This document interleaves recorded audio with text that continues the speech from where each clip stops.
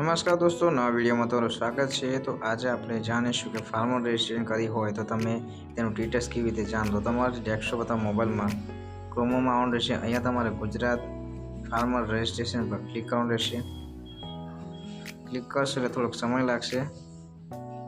તે બાદ તમારે અહીંયા ફાર્મરની વેબસાઇટ દેખાશે, તેના પર ક્લિક કરશો એટલે તમને એગ્રી સ્ટ્રેકનું એક વેબસાઇટ ખુલશે। ત્યાં તમારે ચેક એનરોલમેન્ટ આઈડી અથવા આધાર નંબરથી તમે ચેક કરી શકો છો।